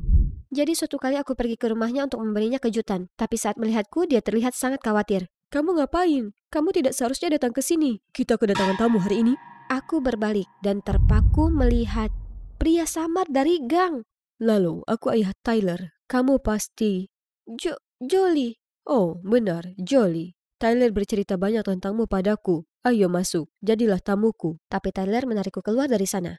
Kami berhenti di taman terdekat ketika dia akhirnya sedikit santai. Pria itu adalah ayah angkatmu? Ya, aku tidak bisa mengatakan yang sebenarnya padamu. Aku khawatir kamu tidak mau mengenalku lagi. Itu tidak benar. Kamu tidak mengerti. Dia menjalankan bisnis terlarang dan sekarang dia memintaku untuk mengambil alih. Aku tahu aku sangat berhutang budi padanya, tapi aku tidak ingin melakukan sesuatu yang ilegal. Kalau begitu jangan, hanya karena dia membesarkanmu bukan berarti kamu harus melakukan segalanya atas perintahnya. Terutama melanggar hukum, kan? Tyler mengangguk tapi masih tampak gelisah. Malam itu, Tyler mengantarku pulang ke rumah ketika tiba-tiba aku melihat wajah yang kukenal. Aku menyuruhnya menurunkanku di sana. Di dalam, Aurora sedang duduk bersampingan dengan seorang pria. Keduanya tampak berpakaian lengkap. Di seberang meja ada orang lain. Apa yang dia lakukan? Sudah aku bilang, sepasang cincin berlian terbaik ini sangat cocok untuk pernikahanmu. Benar, kita hanya menginginkan yang terbaik untuk pernikahan kita, kan sayang? Pernikahan? Keduanya, dia 2 kali mengatur waktu ayahku. Aku segera merekam percakapan mereka dan pulang. Ayah harus kembali malam ini dari perjalanan bisnisnya. Namun saat aku menceritakan semuanya pada ayah, bahkan dengan rekamannya, dia tetap tidak mempercayaiku. Apa yang kamu bicarakan? Aku belanja sepanjang hari dengan teman-temanku. Sudah aku bilang begitu. Ayah, kamu akan sangat menyesali ini. Dan kamu, jangan pernah berpikir kamu bisa lolos begitu saja. Aku tidak akan pernah menerimamu ke keluarga ini. Besok pengadilan akan memutuskan dengan siapa aku akan tinggal. Aku tahu apa yang harus dilakukan. Aku tidak bisa berada di rumah ini lebih lama lagi. Di pengadilan aku berdiri yang mengejutkan semua orang dan mengungkapkan bagaimana aku dianiaya di rumah bersama ayah dan Aurora lalu meminta untuk tinggal bersama ibu. Hakim kemudian menanyakan pendapat ibu. Aku tidak begitu yakin. Jolie, sebaiknya tinggal bersama ayahnya saja. Aku benar-benar kecewa. Ibu bahkan tidak mau berjuang untukku. Sesampainya di rumah, ayah langsung menggila padaku sementara Aurora kembali melakukan aksi manisnya. Saat itu aku mendapat pesan dari Tyler, meminta untuk bertemu, jadi aku bergegas keluar dari sana. Tidak, Jolie, tunggu. Ketika aku tiba, Tyler tampak terkejut. Jolie, apa yang kamu lakukan di sini? Miho, aku menggunakan ponselmu untuk memintanya datang ke sini. Lalu kemudian memberitakan komplotannya untuk mengikatku. Aku sedang berjuang untuk melarikan diri ketika seseorang bergegas ke arah kami. Lalo! Tunggu, Aurora? Dia kenal gangster ini? Lepaskan dia sekarang, atau polisi akan tiba di sini sebentar lagi. Terima kasih untuk agen intel Nona di IE. Kami akan pergi, tentu saja dengan putrimu. Jika kamu ingin menyelamatkannya, isi tempatnya. Agen di IE? Seperti polisi yang menyamar? Baiklah, bawa aku saja. Geng Lalo mengikatnya dan mendorongnya ke dalam van. Hahaha, benar sekali. Boys, ambil juga bocah ini. Jangan biarkan satupun saksi di TKP. Kita sudah sepakat, Lalo. Serius? Tak ingat? Dia memerintahkan Tyler untuk pergi sementara sirine polisi semakin keras. Tiba-tiba Tyler balik arah. Apa yang sedang kamu lakukan? Bukan itu jalannya. Sementara perhatian mereka teralihkan, Aurora mengeluarkan alat serbaguna di sakunya dan mulai memotong tali di tanganku. Aku melakukan hal yang sama padanya. Tyler kemudian berhenti tiba-tiba, Lalo dan kawan-kawan kehilangan keseimbangan dan terjatuh ke lantai. Polisi segera mengepung van dan menangkap para penjahat tersebut. Jolie, kamu baik-baik saja? Kamu tidak terluka dimanapun, kan? Ya, terima kasih telah menyelamatkanku. Dan aku minta maaf karena bersikap kasar. Hanya saja, aku belum siap untuk move on dari perceraian. Sayang, ada sesuatu yang sangat penting yang ingin kuberitahukan padamu. Aku ibu kandungmu. Apa katamu? Jin adalah ibu kandungku. Tidak, sayang. Dia temanku. Aku tahu ini semua membingungkan, tapi dengarkan saja. 16 tahun yang lalu, ayahmu dan aku melahirkanmu. Namun setelah melahirkan, aku harus pindah ke Meksiko untuk menangani kasus penyelundupan berlian berantai yang disebabkan oleh Lalo. Dan Jin menawarkan bantuannya. Aku pikir kamu pantas mendapatkan keluarga bahagia yang normal. Jadi aku menerima bantuannya dan memintanya untuk pindah ke rumah kami. Bertahun-tahun kemudian, karena mengira kasus ini akhirnya ditutup, aku kembali ke rumah dan bersiap untuk bertemu kembali denganmu dan ayahmu. Tapi tiba-tiba aku mendapat kabar bahwa organisasi Lalo masih beroperasi dan telah pindah ke Amerika. Aku tidak bisa mengambil risiko membahayakanmu, jadi aku menyembunyikan kebenaran darimu. Tapi bagaimana dengan orang yang membicarakan pernikahan denganmu?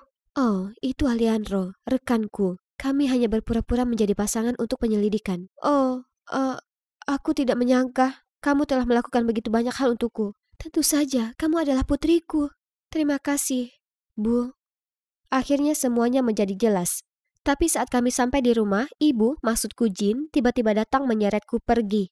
Kamu adalah putriku, tidak ada yang bisa membawamu pergi dariku. Hanya karena kamu membesarkan Jolie bukan berarti kamu boleh melakukan apapun padanya. Jika kamu mencintainya, kamu hanya menginginkan yang terbaik untuknya. Jin kemudian menangis, mengungkapkan bahwa dia telah kehilangan kemampuan reproduksinya. Dia sangat bahagia karena aku harus menjaganya dan memperlakukanku seperti putrinya sendiri. Hei, jangan khawatir, kamu akan selamanya menjadi ibuku. Aku memberikan pelukan terbesar pada Jin. Saat itulah aku menyadari Tyler bahagia untukku tetapi juga sedih di saat yang sama. Tiba-tiba aku menyadari dia tidak punya keluarga lagi. Aku punya ide, kenapa kamu tidak mengadopsi Tyler ke rumahmu? Tyler dan Jin saling berpandangan dan senyum cerah muncul di wajah mereka. Semuanya akhirnya menjadi baik-baik saja. Aku sudah berusaha mengejar ibu dan menebus tahun-tahun yang hilang itu. Tapi aku juga tidak melupakan ibu keduaku.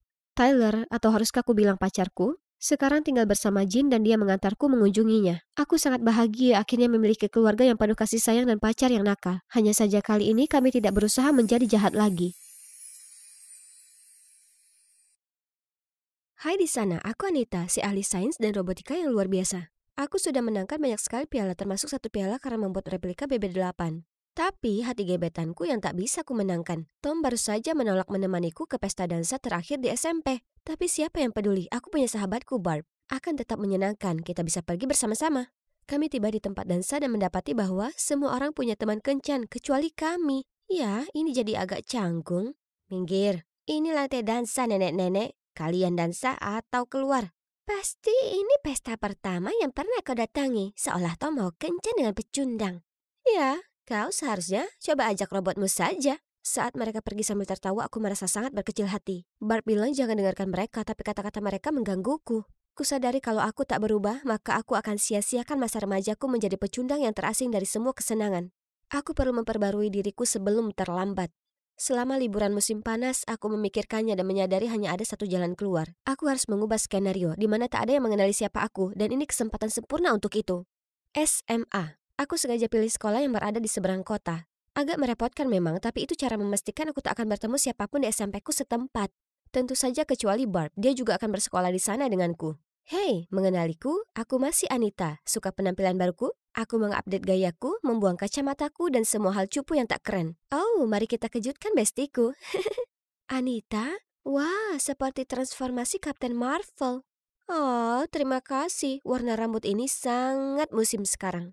Tunggu dulu, kau terlihat seperti Chelsea. Oh, benarkah? Lucu sekali. Kau juga terdengar sepertinya. Oke, baiklah. Chelsea itu cewek populer di SMP. Ya, aku bisa jadi sudah habiskan sepanjang musim panas mempelajarinya. Baiklah, sebenarnya aku meniru gaya dan tingkah lakunya. Aku hanya belajar untuk jadi diriku yang lebih baik. Bukankah ini tak beda dengan memakai manusia sebagai model saat memprogram robot? Lagi pula, Chelsea tak di sini untuk dikhawatirkan. Soal robot, bagaimana BB-8-mu? Tidak, itu masa laluku. Kita takkan jadi keren dan dapat pacar kalau teman sebaik kita mengira kita ini kutu buku. Bersamaku sepulang sekolah, aku akan makeover kamu juga. Tak usah, Anita. Aku tak keberatan jadi kutu buku. Tapi jika ini membuatmu senang, maka kau dapat dukungan penuh dariku. Barbku yang manis dan naif tak akan tahu bagaimana luar biasanya menjadi keren. Mereka anak-anak keren di sini, alias the celebrities. Mereka begitu mempesona dan populer, dan OMG, siapa itu? Dia sangat menawan. Jadi dengan percaya diri aku melangkah maju untuk memperkenalkan diri ke seluruh kelompok saat... Syukurlah, sepertinya tak ada yang melihatku jatuh. Atau mereka hanya tak peduli. Oh ya, ini hari pertamaku di sini. Aku punya banyak waktu untuk menyesuaikan diri dengan selebritis. Lalu kemudian menarik perhatian si keren itu, yang rupanya bernama Eric. Awalnya cewek populer itu tak memperhatikanku, tapi beberapa hari kemudian, Lu, ketua selebritis mengalami darurat lipstik dan aku meluncur untuk menyelamatkannya. Lihat kan, sudah kubilang padamu, warna merah anggur ini benar-benar menonjol pada warna kulitmu yang dingin. Ruby Woo, itu sangat 2015 Ashley, kau bisa singkirkan itu. Dan mudah saja aku jadi bagian kelompok itu. Mereka mengundangku ke pesta mereka, trip belanja, dan hari spa. Rasanya seperti memasuki dunia yang benar-benar baru, dunia yang lebih berkilau. Aku bisa duduk makan siang dengan mereka di mana mereka pesan makanan rendah kalori. Normalnya aku makan yang sama dengan mereka, tapi hari ini ibuku membawakanku sandwich spesial dengan memakai moist maker, seperti punya Ross di serial Friends. Maaf guys, tapi Anita tak berbagi makanan. Apa kau sungguh akan minum itu? Kau bisa lihat lemak dan laktosa berputar-putar di dalamnya. Menjijikkan. Oh, oke. Sepertinya moist makernya harus menunggu. Aku melihat sekeliling dan melihat Barb berbagi bola-bola mac dan cheese ibunya dengan teman-teman cupunya yang baru. Aku belum bicara dengan Barb selama berminggu-minggu. Kami terus berusaha reschedule karena aku harus manicure dengan Lou ke pesta Haley dan semua perjalanan belanja sepulang sekolah. Yang kian jadi sangat mahal. Apa kau tak akan membeli itu? Kau belum beli apa-apa. Itu karena aku hanya pakai baju yang dijahit khusus yang terbuat dari katun mesit atau paling tidak sutera linen. Oke, kalau begitu kau bisa jadi asisten kami. Pastikan besok kau pakai kardigan cantik untuk OOTD postingan Instagram kita. Ashley telah membuat daftar warna yang tersedia. Itulah kenapa aku harus gunakan semua uang sakuku untuk kardigan ini. Tapi tak masalah, begitulah seharusnya kelompok yang populer. Dan menyenangkan sekali mereka membolehkanku bergaul bersama. Dengan bangga aku melenggang di antara para selebs. Terlihat sama seperti salah satu dari mereka. Siswa lain melongo melihat kami dan jelas rasanya menyenangkan. Tapi tiba-tiba rasa pusing menghampiriku. Aku mulai gemeteran dan merasa dingin. Lalu gelap gulita. Aku terbangun di ruang perawatan melihat wajah khawatir Barb. Oh, baguslah kau sudah bangun. Tak heran kau pingsan. Kau tak cukup makan. Apa? Aku makan dengan baik? Lagi pula, kurus itu cantik. Aku tak akan berdebat denganmu. Kau beruntung kepalamu tak terantuk lantai berkat Eric. Eric menyelamatkanku. Dia pasti menangkapku seperti di film romantis. Diet ini luar biasa. Tanpa itu aku tak akan di dekapan Eric. Kemudian ku coba berterima kasih, tapi dia pasang headphone dan pergi. Dan aku tak pernah melihatnya di pesta seleb manapun atau semacamnya. Cowok keren sepertinya mungkin bergaul dengan kelompok yang lebih keren lagi. Dan tertarik dengan cewek yang lebih populer lagi. Aku harus berusaha lebih keras. Tapi sisi culunku ini tak akan terus terendam. Suatu kali cowok ini menyebutkan Spider-Man 2099, karakter favoritku sepanjang masa. Dia tak tahu bagaimana cara kerja multiverse. Dan pakaiannya jelek. Apa kau bercanda denganku? Seolah kau tahu cara kerjanya. Dan setelannya memadukan teknologi Parker, memiliki fitur penyamaran dan piring laba-laba yang bisa meledak. Oke, tenanglah anak baru, itu cuma orang aneh yang melompat ke sana kemari memakai spandek. Benar, bersikap tenang. Anak keren tak terlalu peduli dengan pahlawan super. Untung, semua orang sepertinya teralihkan. Aku berbalik untuk memeriksa dan melihat mereka sudah mengurumuni anak baru dengan ransel besar, kaos komik dan jeans. Itu seperti melihatku waktu SMP. Saat aku berhasil mendekat untuk melihat, aku hampir terjatuh karena kaget. Itu adalah Chelsea. Kenapa Chelsea yang cantik dan populer mengubah tampilannya 180 derajat? Aku berusaha menghindari Chelsea, tapi kemudian suatu kali saat aku berusaha mendekati Eric, Chelsea muncul dan Eric benar-benar bicara dengannya. Apakah Chelsea mengenal Eric? Sejak kapan? Bagaimana bisa? Waktu berhenti saat aku menatap matanya yang besar dan menawan. Tapi, saling jatuh cinta lagi? Kenapa tak sekalian saja kau tetap dipelukannya? Aku langsung berjalan pergi dan melewati Chelsea. Mata kami bertemu.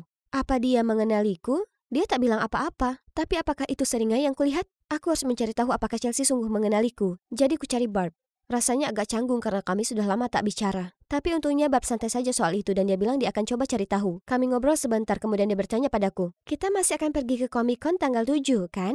Ya, tentu. Aku sudah tak sabar. Aku sangat bersemangat akan Comic Con hingga beberapa hari kemudian The Celebrities punya kabar besar. Mereka akan datangi konser Conan Gray di tanggal 7. Apa kau ikut atau ada konvensi kutu buku yang harus kau hadiri?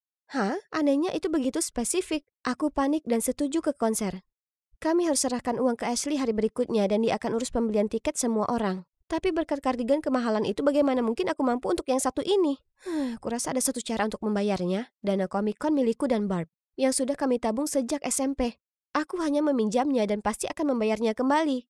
Hari berikutnya The Celebs kumpul untuk membahas konser itu. Dari sudut mataku, kulihat Barb yang kebingungan. Bagaimana dengan rencana kita? Apakah habiskan semua tabunganmu untuk konser yang kau bahkan tak peduli? Aku minta maaf, aku janji akan mengembalikannya padamu, aku cuma butuh waktu. Jadi kau juga pakai bagianku? Teganya kau. Aku merasa sangat tak enak, aku tak pernah bermaksud mengecewakan temanku seperti itu, aku hanya sangat ingin diterima. Hanya setelah hari itu kudapati diriku sendiri merasa tak nyaman dengan The Celebs. Makin lama kuhabiskan waktu dengan mereka, makin banyak hal tentang mereka yang membuatku menebak-nebak dinamika grup ini. Misalnya, mereka banyak bicara soal pentingnya perilaku ramah lingkungan. Tapi pesan GoFood hampir setiap hari. Lalu terus-terusan beli sedotan imut yang dipakai ulang dan gelas Stanley. Selain itu selalu pakai cara lu atau tidak sama sekali. Dan mereka bahkan mengunjungi anggotanya sendiri di belakangnya. Kudapati diriku sendiri mencari-cari Barb lalu merasa sangat bersalah. Di perjalanan pulang, kuseret kakiku, merasa tak karuan saat melewati toko peralatan. Kulihat beberapa murid dari tim robotika sekolahku berkutat dengan droid mereka, jadi dengan senang hati kutawarkan bantuan. Kalau kau ingin uang sakuku ambil saja, tapi tolong tinggalkan Grace Brosnan sendiri. Kami kerja keras untuk itu. Ku coba menjelaskan kalau aku cuma ingin membantu, tapi mereka terus mengusirku.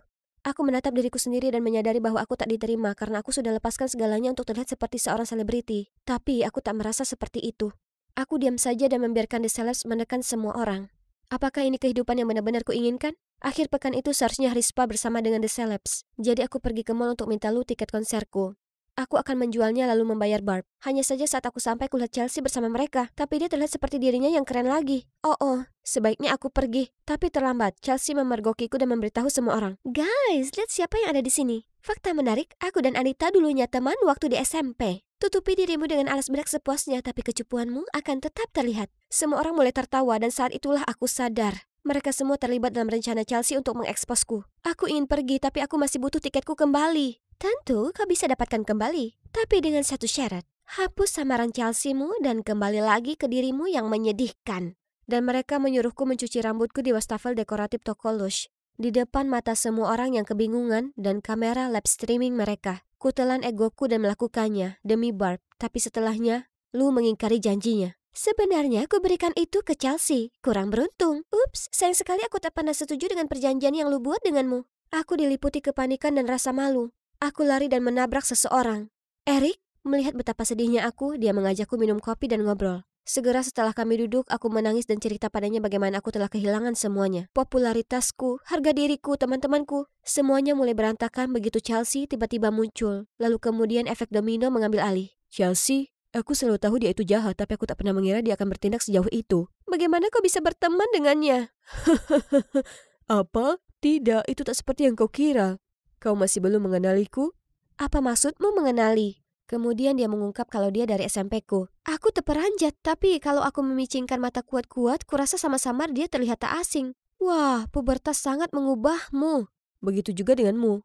Ya, tidak. Bukan pubertas buatku. Aku secara emosional takut jadi yang dikucilkan dan takut melewatkan hal-hal yang keren. Jadi, kuubah diriku menjadi kloningan Chelsea untuk menjadi populer. Itu gila, tapi Anda ini berarti aku lebih memilih kau yang dulu. Senang sekali melihatmu ada di sekolah ini, tapi saat kulihat kau sudah berubah dan bergabung ke The Celebs, aku agak khawatir. Tapi yang jelas, aku rela mati agar kau memperhatikanku. Aku lebih dari terkejut. Dia menyukaiku selama ini? Tiba-tiba Chelsea muncul. Kenapa selalu dia? Aku mengubah diriku supaya terlihat seperti dia. Bukankah kau bilang kau suka cewek kutu buku? Jadi kenapa bukan aku? Apa katanya? Chelsea suka dengan Eric? Jadi dia sungguh meniru penampilanku? Dan untuk alasan itu? Aku minta maaf Chelsea, tapi itu perasaanku. Aku tak percaya kau menolakku 2 kali demi kutu buku ini. Dan dia bahkan tak lagi terlihat seperti dirinya sendiri. Chelsea, ini bukanlah soal penampilan, ini soal siapa dirinya. Di tengah semua itu, aku akhirnya paham sesuatu. Tak apa aku jadi diriku sendiri. Aku tak perlu jadi yang lainnya. Aku sudah berganti sekolah dan mengubah diriku sendiri jadi norak demi kamu. Kau beruntung kali ini. Saat kulihat Chelsea berderap pergi, kusadari aku selalu merasa cemas dan gelisah kalau aku mengacau saat jalan bersama The Celebrities. Aku rindu momen membahagiakan dengan teman sejatiku di mana aku bisa menjadi diriku sendiri. Selama ini kukira telah kulewatkan semua kesenangan, tapi nyatanya tak kulewatkan apapun. Cara yang benar menikmati masa remaja indah adalah menghabiskan waktu bersama orang yang sungguh menghargaimu dan lakukan hal yang kau suka. Aku berterima kasih pada Eric lalu pergi. Ada hal penting yang harus kulakukan terlebih dahulu. Aku pulang dan perbaiki BB8ku, lalu membawanya ke rumah Barb. Maaf, Barb. Aku sangat menyesal, Barb. Aku begitu putus asa menjadi keren sampai kuabaikan apa yang sebenarnya penting. Aku merindukanmu dan persahabatan kita. Aku juga merindukanmu dan kulihat video memalukan itu dan hanya ingin pastikan kalau kau baik-baik saja. Setelah dipikir-pikir, aku akan memaafkanmu kalau kau berikan BB8-mu. Tak mungkin, karena sedang kujual online untuk dapatkan uang untuk membayarmu. Kubawa ke sini supaya permohonan maafku lebih bermakna. Apa itu berhasil? Kami berdua berpelukan. Beberapa hari kemudian aku berusaha keras memperbaiki semuanya. Aku kembali ke image lamaku. Ya, dengan sedikit perkembangan. Tak bisa kubiarkan keterampilan kecantikanku terbuang sia-sia sekarang. Lalu kukeluarkan barang-barang cupuku. Aku muncul di klub robotika. Dan kali ini dengan percaya diri aku melangkah mendekat dan segera memperbaiki robot mereka. Ku bilang aku bisa bantu. Jangan nilai buku dari sampulnya. Itu tugas The Celebrity. Lihatlah dirimu begitu bahagia dan tersenyum dengan kaum pecundang kutu bukumu. Ya, aku senang sementara kalian pernah berusaha dan gagal untuk jadi salah satu dari kami, ingat? Jadi kutu buku bukan hanya soal penampilan, tapi mengenai dalam diri. Oh iya, bagaimana konsernya? Kudengar tingkah fanatik kalian itu membuat kalian terusir. Kedengarannya seru. Chelsea dan The Celebrity terlihat sangat marah sembari mereka melenggang pergi. Tapi aku tak peduli karena akhirnya aku kembali ke tempatku yang seharusnya.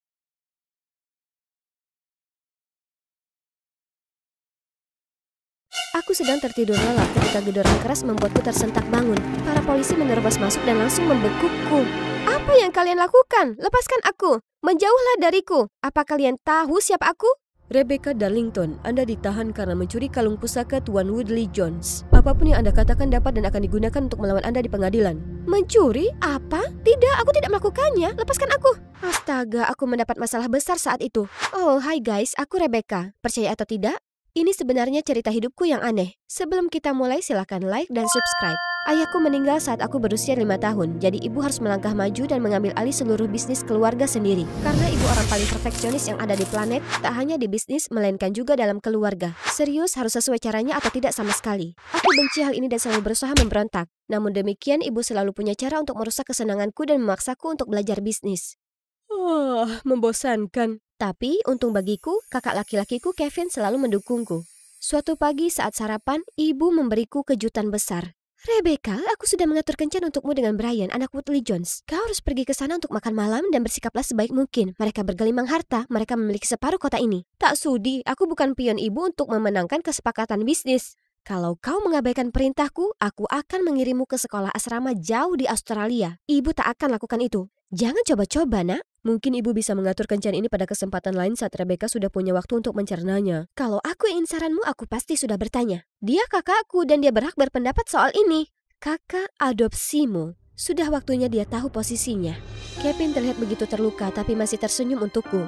Dia bagaikan malaikat sama seperti ibunya, Rosalie. Rosalie dulu bekerja di sini sebagai pelayan dan Kevin sering datang bermain denganku. Tapi kemudian dia tiba-tiba meninggal, meninggalkan Kevin sebatang kara di dunia ini. Jadi ibu mengadopsinya karena kasihan. Bagiku Kevin selama ini keluarga. Dan aku tak akan biarkan ibu memperlakukannya seperti itu. Bagaimana kalau ku buat ia merasakan balasan perbuatannya sendiri? Jadi ku ambil kartu uang ajaib ibu dan berbelanja besar-besaran. Ibu tak akan marah kalau kartunya kehilangan beberapa angka 0, ya kan? Sekarang mari bersiap untuk kencan itu. Tada! Aku terlihat gila ya kan? Rasakan itu, Bu. Tak mungkin si Brian ini mau kencan kedua. Kevin dengan baik menawarkan mengantarku ke kencanku. Dia memastikan padaku semua akan baik-baik saja. Lalu memberikan padaku coklat untuk diberikan ke Brian. Oh, Kevin. Waktu menunjukkan pukul 9 malam saat aku berjalan memasuki aula pintu masuk rumah megah Woodley Jones. Rahang Brian menganga setelah melihat penampilan gilaku. Oh, tapi aku tak berhenti di sana. Pertama, aku minta semua pelayan untuk meninggalkan kami sendiri. Lalu membuatnya mual dengan tata krama mejaku dan membuat kagum dirinya dengan nafsu makanku yang rakus. Aku bahkan curi-curi makan coklat untuknya dan menyuapinya sambil bercanda. Setelah makan malam, ku minta dia mengajakku keliling rumah mewah itu. Tapi saat aku sudah sampai ruang perhiasan, kepalaku berputar-putar, lalu semuanya menjadi kabur dan aku pingsan. Keesokan paginya, aku sudah kembali ke rumah tak ingat apapun bagaimana caraku kembali. Kemudian para polisi ini datang dan menangkapku. Sekarang, aku di ruang interogasi dituduh mencuri kalung keluarga Woodley Jones. Rupanya itu cukup mahal dan sudah diwariskan secara turun-temurun selama 12 generasi. Kau ada di lokasi kejadian. Jika ingin membuktikan diri tak bersalah, kusarankan memberitahuku apa yang terjadi. Seperti kataku, aku pergi ke sana untuk makan malam, lalu pingsan dan entah bagaimana terbangun dengan polisi di mana-mana. Berhenti berbohong. Brianlah yang diberi obat tidur. Sementara waktu itu, Anda matikan listrik supaya tidak tertangkap CCTV. Lalu mencuri kalung, ya kan? Oke, Pak Polisi. Daniel ya, aku tahu kau berusaha memainkan peran polisi baik, polisi jahat padaku. Jadi aku langsung saja, biarkan aku pergi dan akan kuminta ibuku membayarmu dengan baik. Kau mengenalnya kan, kepala keluarga konglomerat Darlington. Apa kau berusaha menyogok aparat hukum? Kau bisa mendapat 7 tahun penjara karena ini. Ditambah hukuman perampokan, bisa kupastikan itu tak akan kurang dari 10 tahun. 10 tahun?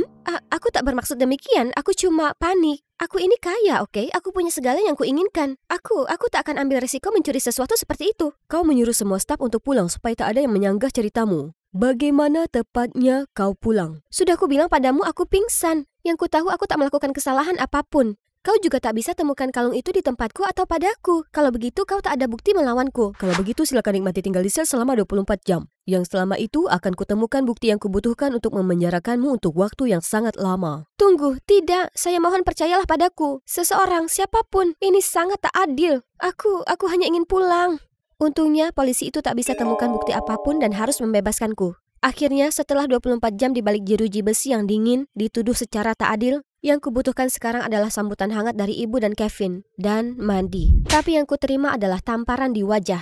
Beraninya kau mencuri dari Woodley Jones. Sekarang mereka tak akan pernah berbisnis denganku lagi. Ibu, aku tak melakukannya. Kenapa tak ada seorang pun yang percaya padaku? Lihatlah dirimu sendiri. Sudahkah kau lakukan apapun yang berguna untuk keluarga ini? Yang kau lakukan hanya pesta, menghamburkan uang hasil jerih payahku, lalu berani menantangku? Kau bukan anak perempuanku. Keluarlah sekarang. Aku sangat terkejut dan terluka oleh kata-katanya. Ibuku sendiri tak mau mempercayaiku, jadi aku keluar. Tunggu saja, Bu. Akan kubuktikan padamu aku bukan pencuri. Dengan bantuan Kevin, ku sewa tempat tak terlalu jauh dari rumah, tapi itu jauh dari kemewahanku dulu. Jangan khawatir, setelah kubuktikan diriku tak bersalah, semuanya akan membaik. Sekarang aku hanya butuh mencari polisi bernama Daniel itu yang menangkapku. Dia pasti punya petunjuk pada kasus itu, ya kan? Tapi ketika aku sampai di kantor polisi, kulihat Daniel dibentak oleh atasannya. Kau bahkan tak bisa pecahkan kasus termudah sekalipun. Daniel, apa yang sudah merasukimu? Kamu keluar dari kasus ini. Jack sekarang dilimpahkan padamu. Serahkan pada saya, Pak. Saya tak akan mengecewakan Anda seperti orang tak kompeten. Ampun, si Jack itu benar-benar brengsek. Dan Daniel jelas terlihat murung dengan semua ini. Jadi kudekati dia dan menyarankan kami bekerja sama untuk menemukan biang keladinya dan menendang pantat Jack. Awalnya dia menolak karena rupanya seorang tersangka berpartisipasi pada investigasi bukanlah prosedur. Tenang, aku bukan ingin mengakses dokumen rahasia atau yang lainnya. Anggap saja ini seperti bekerja sama dengan tersangka. Jika kita bekerja sama, kau juga bisa memantauku untuk melihat apa benar aku pelakunya. Sama-sama menang. Bukan seperti itu. Aku sudah tak tangani kasus ini. Astaga, aku tak mengira kau menyerah begitu mudahnya. Sungguh berat menjadi profesional. Mungkin atasanmu tepat mengalih tugaskan kasus ini. Siapa kau untuk menilaiku? Kau masih menjadi tersangka utama di kasus ini dan aku mengawasimu, pencuri. Jadi apa itu artinya ya? Baiklah. Bingo. Pastinya tak ada tempat yang lebih baik untuk berburu petunjuk daripada lokasi kejadian, ya kan? Tapi rumah mewah Brian dikunci dan ada petugas keamanan di mana-mana. Untung Daniel memberitahuku dia sudah mempelajari danah rumahnya. Dan tahu kalau satu-satunya cara menyusup tanpa ketahuan adalah lewat pintu ini. Ya kawan, kau tak salah dengar, pintu untuk anjing. Rintangannya tak bisa lebih mudah lagi ya? Diam sajalah. Kami menyelinap melewatinya dan sampai di dapur karyawan. Gedung utama sudah disisir sepenuhnya karena disitulah kami tahu di mana tersangka utama berada. Ruang staf bukanlah titik fokus. Daniel masuk ke mode CSI, memeriksa area tersebut untuk mencari jejak kaki dan kuperhatikan dengan kagum. Dia menemukan jejak sepatu aneh yang bukan milik staf manapun, karena mereka diharuskan mengenakan sepatu seragam. Motif sepatu tipe ini jarang ditemukan. Ini bisa jadi petunjuk besar. Aku tak ingin dia mulai menuduhku lagi, jadi kugoyangkan kakiku lagi. Jelas itu bukan ukuran 39 kakiku yang mungil. Aku tak bilang apapun tentangmu. Ini jelas milik laki-laki dengan ukuran kaki 46. Apa itu komplotanmu? Apa dia Bigfoot atau semacamnya? Apa kau gila? Komplotan siapa? Dasar kau gila. Shh, apa kau berusaha membuat kita ketahuan? Ups, saat itu kami mendengar langkah kaki menuju arah kami. Sial, kita harus pergi. Satu-satunya jalan keluar yaitu lewat jendela ini. Lagi? Oh, dasar beban. Daniel meraih tanganku lalu kami berdua loncat melalui jendela. Plak, sepatunya tepat di wajahku. Aduh, singkirkan kaki kotormu dariku. Aku berusaha bangkit dan akhirnya kami ciuman. Ciuman pertamaku. Tunggu, suara apa itu? Aku berbalik dan melihat dua anjing besar menggeram ke arah kami. Kita lari di hitungan 3. Oke, 1. Lari saja. Kami berlari menuju jalan raya dan menyetor taksi, meninggalkan anjing-anjing ganas itu. Tanganmu, Maaf, itu karena anjing-anjing itu. Apakah dikejar anjing sedang tren? Beberapa malam lalu kulihat dua anjing yang sama persis mengejar pria lain di sepanjang jalan ini. Daniel langsung minta supir itu untuk menunjukkan padanya rekaman dashboardnya. Rekaman itu menunjukkan ada pria bertopeng bertubuh tinggi berpakaian serba hitam keluar dari rumah Brian. Aku menggigil saat melihatnya. Ada hal tak asing yang meresahkan. Hari berikutnya Daniel menyuruhku mendatangi paling tidak selusin toko sepatu yang berbeda, supaya dia bisa menanyai staf tentang jejak sol sepatu yang kami temukan semalam, tapi tak berhasil. Terik mulai menyengatku, jadi Daniel mengeluarkan payung ini. Manis sekali ya. Andai saja celah besar ini tak berada tepat di hadapanku. Saat makan siang, kulihat Daniel berkeringat kepanasan. Jadi ku ambil tisu untuk mengusapnya. Panas meningkat saat kami berdua begitu dekat. Tapi setelahnya dia malah makin berminyak. Kami berdua begitu mirip. Kemudian di hari itu kami tiba di toko sepatu kuno yang mengatakan kalau sepatu itu Layton, merek yang membuat sepatu custom buatan tangan. Tunggu, aku sudah pernah dengar merek eksklusif ini sebelumnya, tapi jika seseorang bisa membeli sepatu ini, kenapa dia harus pergi dan mencuri? Daniel sepertinya setuju dan investigasi pun buntu.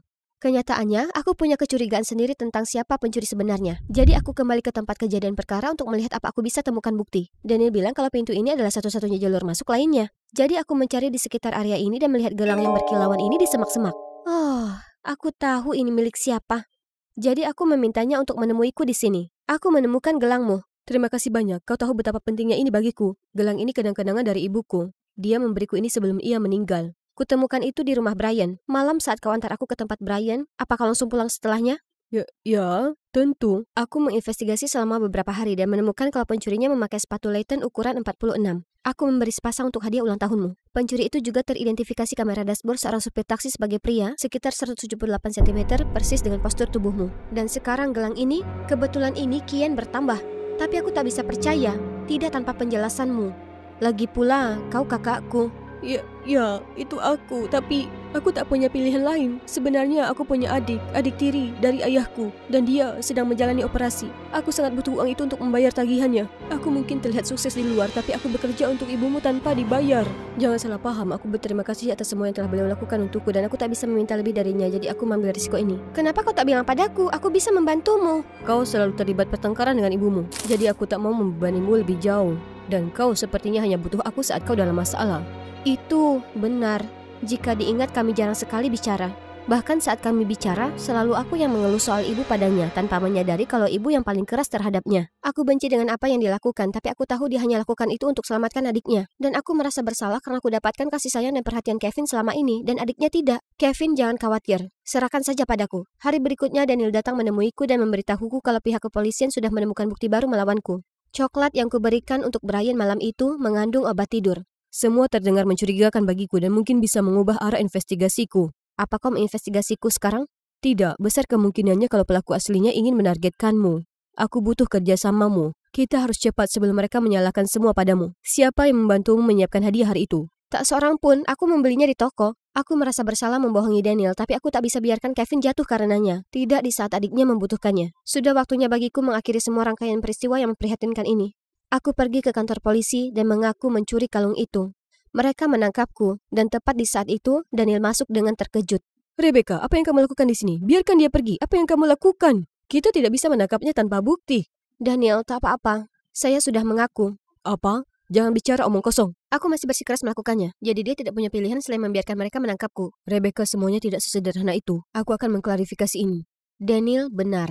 Persidangan hari ini sangat tidak biasa. Jack dengan cerdik menukar bukti yang memberatkan Kevin menjadi bukti yang memberatkanku. Bukan hanya cetakan sepatuku yang dipalsukan di dapur, bahkan video yang diberikan pun sama. Apalagi kalung itu kemudian ditemukan di kamar tidur Nona Rebecca Darlington. Kalung itu tidak pernah ada di sana. Aku hendak angkat bicara untuk menjelaskan, tetapi disela oleh bajingan ini.